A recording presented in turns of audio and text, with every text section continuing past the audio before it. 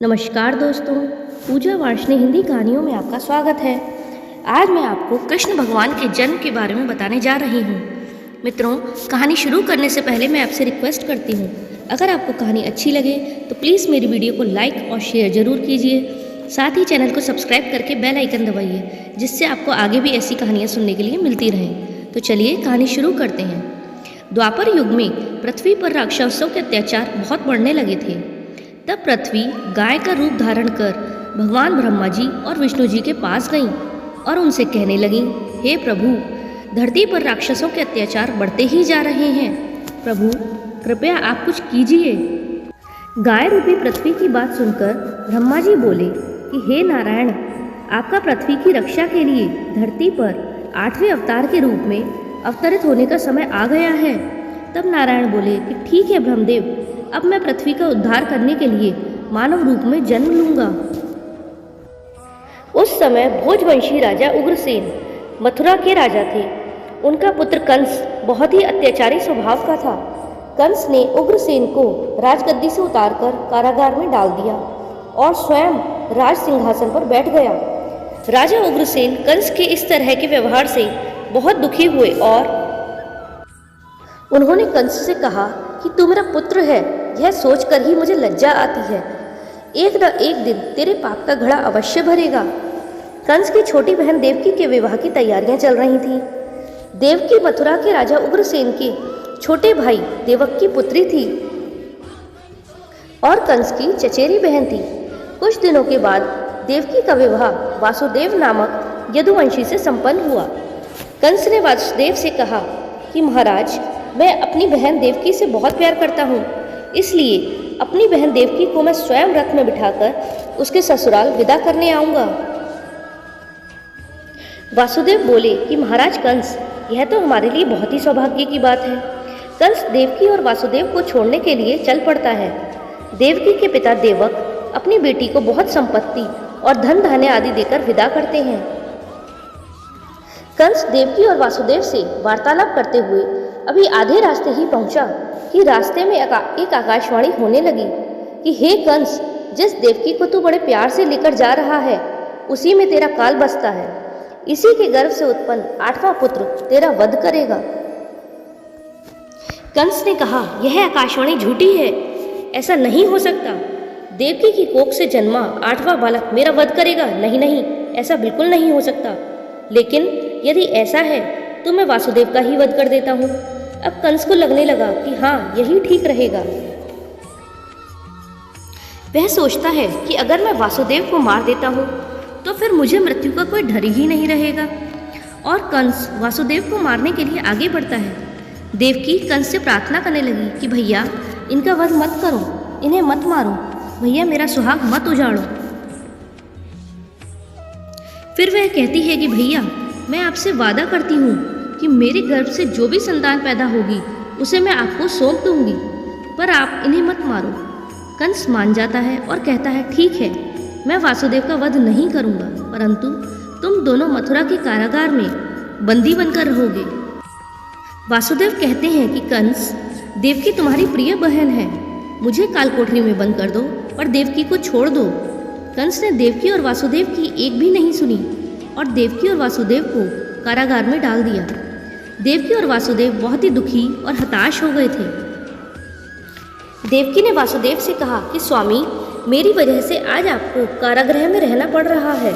मैं आपके लिए दुख और विपदा का कारण बनी हूँ। वासुदेव ने कहा, नहीं देवकी, ऐसा मत कहो, मैं तुम्हें पत्नी के रूप में पाकर बहुत प्रसन्न हूँ।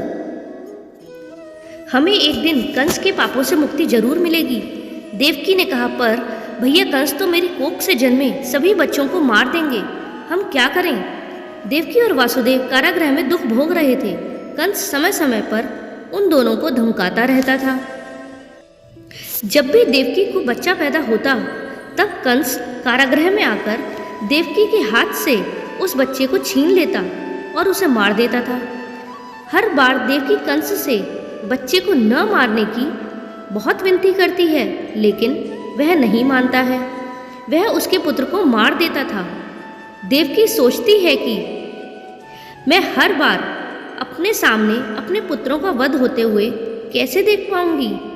कंस बहुत ही बुरा और अत्याचारी राजा था, जिससे उसकी प्रजा भी बहुत डरती थी। दुराचारी कंस ने देवकी और वासुदेव के 7 बच्चों को जन्म लेते ही मार दिया। अब 8वां बच्चा होने वाला था, तो वह सोच रहा था कि अब देवकी के 8वें बच्चे का जन्म का समय निकट आ रहा है। उसने अपने सैनिकों को पहरा और बढ़ाने का आदेश दे दिया। देवकी और वासुदेव के कारागृह में बंदी रहने की बात नंद गांव में वासुदेव के मित्र नंद के कानों में भी पहुंच चुकी थी। बस वे यह सोचकर दुखी होते रहते थे कि दुराचारी कंस ने वासुदेव और देवकी को अपने कारागृह में बंदी बनाकर रखा है और देवकी के 8वें पुत्र के जन्म का समय निकट आ रहा है। इधर यशोदा का भी बच्चा होने वाला है। वह सोचते हैं मुझे ही उनकी कुछ सहायता करनी होगी। 8वें बच्चे की रक्षा का उपाय तो सोचना ही होगा। जिस समय देवकी और वासुदेव के 8वें पुत्र का जन्म हुआ, संजोग से उसी समय यशोदा के घर कन्या का जन्म हुआ, जो कुछ और नहीं सिर्फ माया थी। भाद्रपद कृष्ण पक्ष की अष्टमी को रोहिणी नक्षत्र में श्री कृष्ण का जन्म हुआ। उनके जन्म लेते ही जेल की कोठरी में प्रकाश फैल गया। वासुदेव के सामने शंख चतुर्भुज चक्रधारी भगवान श्री कृष्ण हरि ने प्रकट होकर कहा कि वासुदेव, मैं बालक का रूप लेकर देवकी के गर्भ से जन्म ले चुका हूँ। मेरा यह अवतार कंस के संहार के लिए ही हुआ है। अब देर न करो, तुम मुझे तत्काल गोकुल में नंद लाल के यहाँ पहुँचा दो और उनके घर पर अभी अभी जन्मी कन्या को लाकर कंस को सौंप दो। यह कहकर भगवान विष्णु अंतर्ध्यान हो गए। देखते ही देखते वासुदेव जी की हथकड़ियाँ अपने आप ही खुल गईं। कारागार के द्वार भी अपने आप ही खुल गए। सभी पहरेदार भी सो गए। देवकी बेहोश अवस्था में थी। वासुदेव कृष्ण को एक टोकरी में रखकर गोकुल को चल दिए। बारिश और तूफान के बीच कृष्ण को उठाए वासुदेव चले जा रहे थे। यमुना के पास पहुंचकर उन्होंने देखा कि यमुना का जल स्तर तो बहुत ऊंचा है। वासुदेव सोच रहे थे कि मैं कैसे इसे पार करूं। फिर भी वे यमुना नदी में उतर गए। यमुना का जल स्तर और ऊपर चढ़ता गया। यमुना नदी श्री कृष्ण के चरणों को स्पर्श करना चाहती थी। वासुदेव भगवान नारायण से प्रार्थना करने लगे कि आप मेरी सहायता करो। यमुना नदी श्री कृष्ण के चरणों को स्पर्श करना चाहती थी, इसलिए ऊपर हो रही थी। यह देखकर भगवान ने टोकरी से बाहर अपना पैर लटका दिया। उनके चरण स्पर्श करने के बाद यमुना घट गई। भगवान श्री कृष्ण की लीला को वासुदेव भलीभांति देख रहे थे। वह यमुना पार कर गोकुल में नंद के यहाँ गए। गोकुल में पहुंचकर नंद से बोले कि मित्र, मैं अपने बालक को तुम्हें सौंप रहा हूँ। यह बड़ा होकर मथुरा वासियों को कंस के अत्याचारों से मुक्ति दिलाएगा। नंद बोले, लाओ मित्र वासुदेव, यशोदा अभी गहरी नींद में है। मैं इस बालक को यशोदा की बगल में सुला देता हूँ। नंद माया रूपी कन्या को वासुदेव के हाथों में दे देते हैं और कहते हैं कि यह लो मित्र, इससे पहले कि कंस कारागृह में पहुँचे, तुम जल्दी इस कन्या को लेकर वापस लौट जाओ। वासुदेव ने कहा, तुम धन्य हो मित्र। वासुदेव वापस कारागृह में लौट आते हैं और उनके लौटते ही कारागृह के द्वार अपने आप ही बंद हो जाते हैं।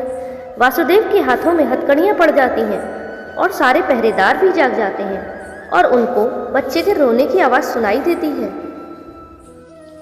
वासुदेव देवकी से कहते हैं, हमारे यहाँ 8वें पुत्र ने नहीं बल्कि पुत्री ने जन्म लिया है। उनकी यह बात सुनकर पहरेदार कंस को जाकर बताते हैं कि देवकी ने एक पुत्री को जन्म दिया है। कंस कहता है, ऐसा कैसे हो सकता है? वह कोई बात नहीं, शायद मेरे प्रकोप से भगवान भी डर गए और पुत्र की जगह पुत्री ने जन्म ले लिया। अरे, यह तो विधि का विधान ही बदल गया।